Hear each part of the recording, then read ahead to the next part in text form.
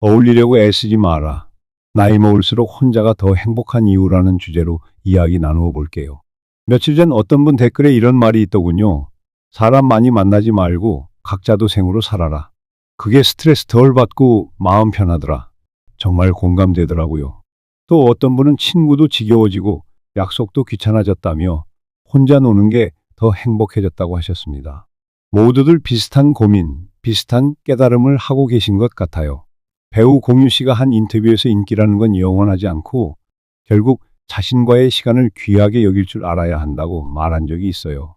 화려한 방송 활동 속에서도 어울리려고 애쓰지 않고 오히려 혼자만의 시간을 최우선으로 삼는다는 거죠. 철학자 장자크 루소도 고독은 활력의 원천이라고 했는데 남들과 늘 무리지어 다니는 순간 내 에너지는 급격히 소모되고 나 자신을 돌볼 기회를 놓치게 된다는 뜻이에요.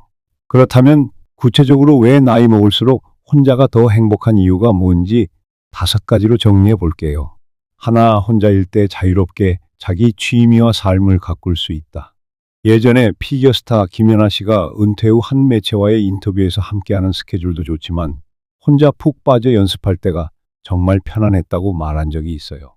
사람들은 김연아는 세계적으로 유명한데 외롭지 않을까 생각하지만 정작 본인은 고독 속에서 더 큰 성취와 행복을 느꼈다는 거예요. 유명 심리학자인 하버드 대학 샤론 메이 박사의 연구를 보면 자기 집중 시간이 많은 사람일수록 일과 취미에서 성취도가 높다고 합니다. 남과 억지로 어울리느라 나를 분산시키기보다는 홀로 있을 때 내 정체성을 더 뚜렷이 만들 수 있다는 거죠. 둘, 인간관계는 한계가 있다. 내가 노력해도 결국 배신감이나 피로가 온다. 자, 우리 모두 한 번쯤 이런 경험이 있지 않나요?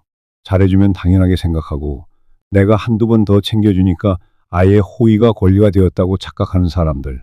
어떤 분은 배신당하느니 차라리 처음부터 연을 두지 않는 게 낫다고도 해요. 사실 우리가 어울리려고 열심히 애쓰는 만큼 상대방이 고마워해주면 괜찮은데 그렇지 않은 경우가 많죠. 그래서 철학자 니체도 우정이란 서로가 서로를 존중해야만 유지된다고 했어요.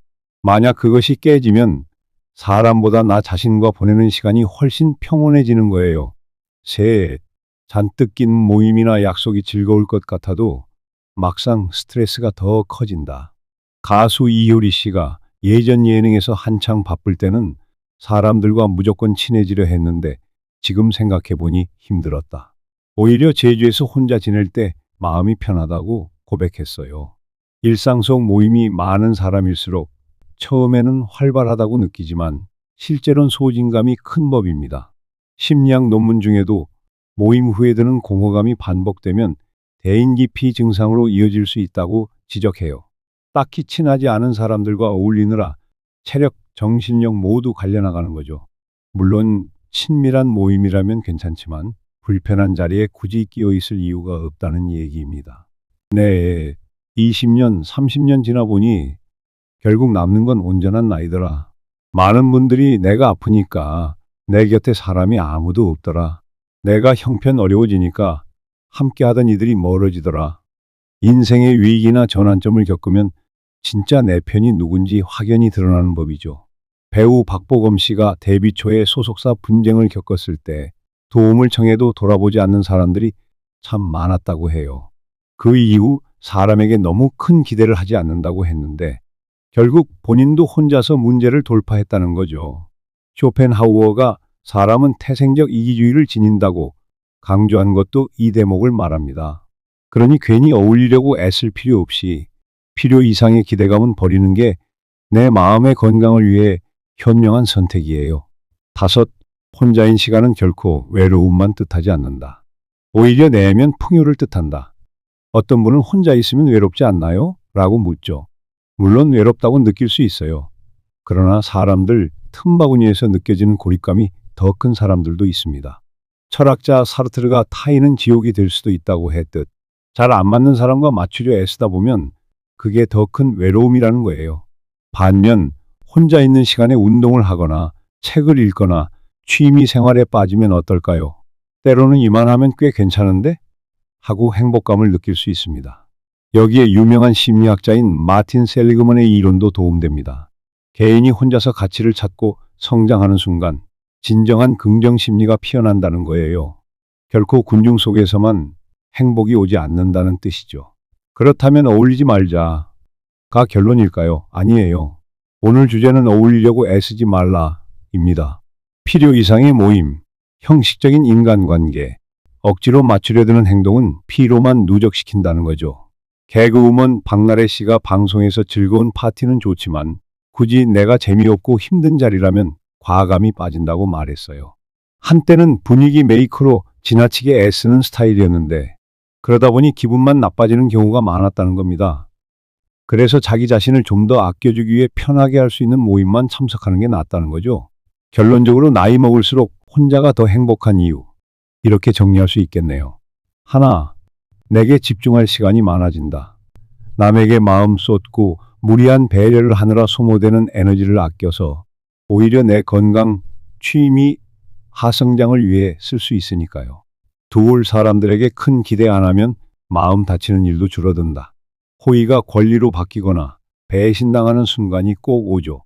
게다가 모든 사람이 나와 가치관이 일치할 수 없으니 굳이 맞추려고 애쓰지 않는 게 본인에게 훨씬 이득이라는 겁니다.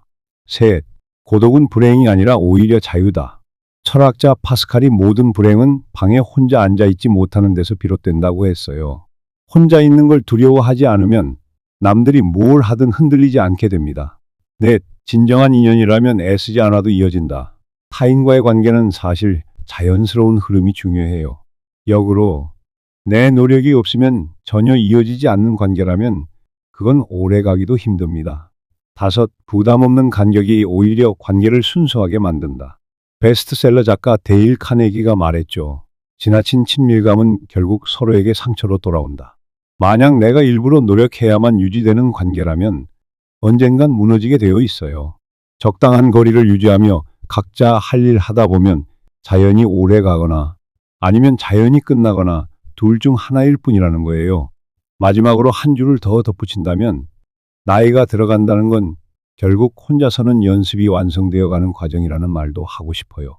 누군가와 어울려야만 내 삶이 채워진다는 생각을 놓는 순간 훨씬 더 평온해지거든요. 서로가 편하게 만날 때는 만나고 싫으면 안 만나도 아무렇지 않은 상태.